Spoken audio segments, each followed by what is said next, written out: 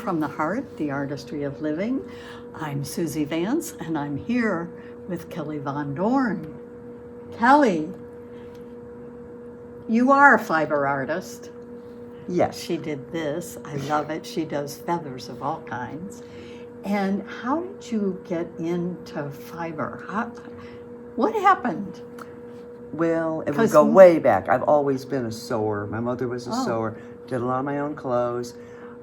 Went on in adult life and really just would sew, but I wanted very nice fabrics. So I get that. You know, the gabardine wools or the different silks. So I was always into fiber. My mother used to say it was the feel. Oh, absolutely.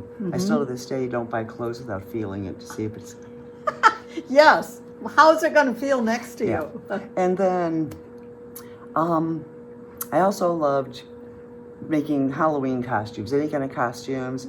My dad made my costumes when I was a kid, and they were elaborate. They lit up. They had sound effects. So I kind of worked into the fabric of felt. Make a costume. You always go to felt. You can just do a lot with it. And how did it occur to you to go to felt, and did you teach yourself? Oh, as far as the wet felting? Pretty much, though, I had a lot of help from YouTube, because it was after my career in, graphic design, a designer. I always continue to sew with fine fabrics. So I've always been the touch, the feel, and loved felt. And I had seen some other felt. People still don't know what this is. They really, you're a wet felting artist? And it's like, well, you start out with fluff, and you add warm water and soap, and you rub and rub and rub. And then you shape and shape. You can literally beat it up. Absolutely. Yeah. And you can also get that soaking wet, and it'll be fine. They make hats out of felt hats forever. Right. Yeah. For a reason, because they can get wet. They are shaped by water. They are made by water. Therefore, they are basically waterproof. So you got into this, and slowly but surely over the years, you established a reputation, because the last time I saw stuff you brought at the holidays to the depot, you were constructing animals with felt. And objects. Yes. So pretty much am not necessarily a garment person. It's more an item, a dimensional thing. So what inspires you? What probably, gets you? What happens to you when you go in your space to create? I look around and see what colors want to speak to me that day. Well, what do I feel like working with? Do I want to do a grapevine thing, or do I want to do an almost Peter Max neon, something audacious and loud, and, or do I want something earthy? So I kind of just pick what suits my mood that day. Yes. And the feathers I just found really fun, because you could be loud and do a bright color feather, or you could turn around and make an owl or a hawk and something just very, sublime and earthy, earth tones. So the feathers,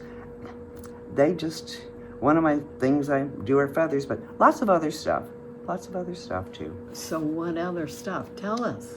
Well, I know you did magical horses, or what are they called? That have the long... Oh, I did, cattails. Okay. So cattails again, kind of went back to nature in a way, but I have a very whimsical streak in me. So of course the cattails became a Siamese, a tabby, a black and white Felix cat, a silver stripe, a silver tiger, So it's just like, whatever. Yeah, really things just sort of go along. Lately I've been working more on even more structural, a splash. Oh, really? Yeah, I'm probably going to put it in the show that you're having. You're so great to have this show, because so many people don't really look at fiber arts. as Right. you know exactly what I'm saying because you yourself are a fiber artist. They look at it and say, what? Well, do you paint? Do you draw? Oh, you're an artist. You draw, you paint. I say No. I paint with fiber. There you go. That's good. That's good. And lately I've been playing a bit with fiber and paper, and you might enjoy that as Yes. well because I just finished Fiber a lamp. and handmade paper? You mean, or Mulberry paper or rice paper, and then you can put a very light coat of roving on it, and you work the paper, but the paper gives it stability, and of course, thin roving wisps don't create any.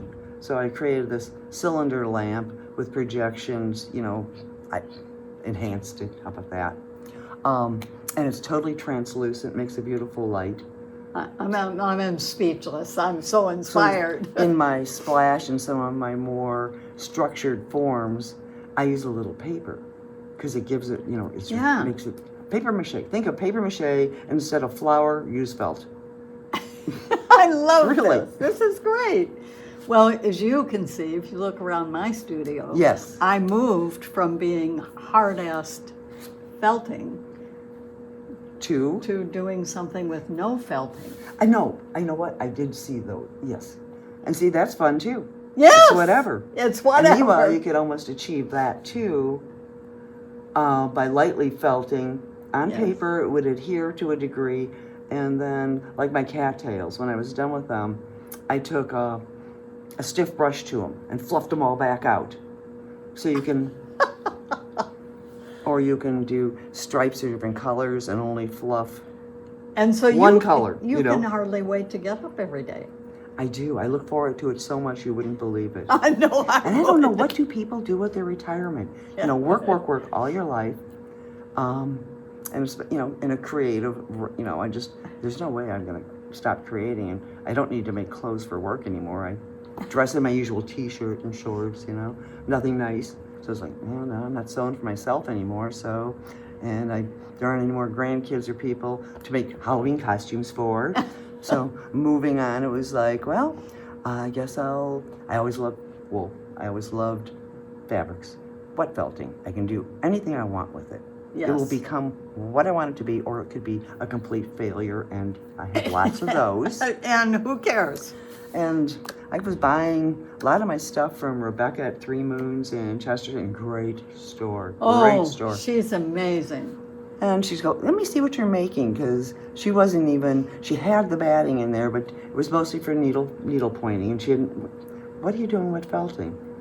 So I brought her in a few things, and she said, oh, you should go over to the Chesterton Art Center, because, you know, you can display your work there, you know. Because he said, well, I should probably look into that, because I'm now starting to call my house full of wool felt. I live in the house full of wool felting. So I it love just this. goes, and I do. I love every day I do it. If I go a Okay. couple days, I miss it.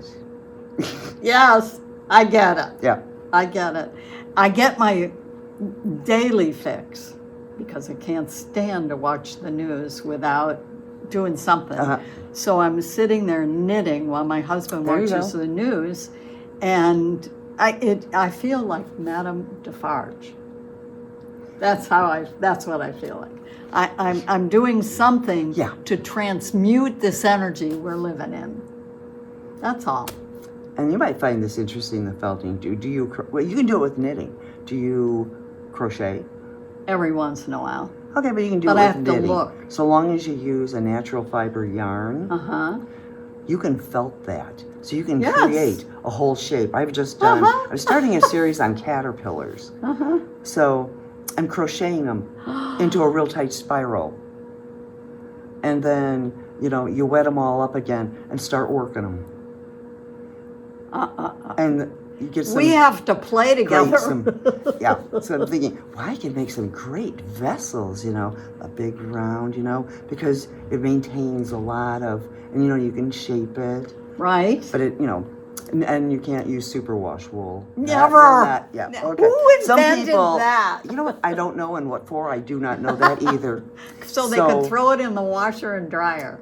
I guess so. But meanwhile, this stuff's made with water. I know. And it's been amazing. shrunk to, you know, by Right. 30% from Yes, what you've made it. it's amazing. So it's not going to shrink anymore. No. You can And wash, if you get it wash wet, and dry this stuff. right, yeah, right. Might have to do a little reshaping, you know, but I mean, there's no glue in this, you know. No, it's just, that is what it is. yeah. I I stuck love the it. little block on it I like that. because it holds it away from the wall, and depending on And your let it light breathe. source, the shadows. Right. So a I lot love of my it. stuff is very dimensional because I want the shadows to also help frame the art. You all have to come to this event, which is in September, the second Friday of September. It opens at the Depot in Beverly Shores. Which is a great place. And you'll see how crazy we fiber artists are. No bounds, no limits. No, none at all. So it's not a canvas with a paintbrush. It's not a sketch pad and a pencil. It's whatever you want to do. Right. And that's what's fun about it too. Limitless. You know that. I do. Mhm. Thank you so much Thank you. for inspiring me. Okay.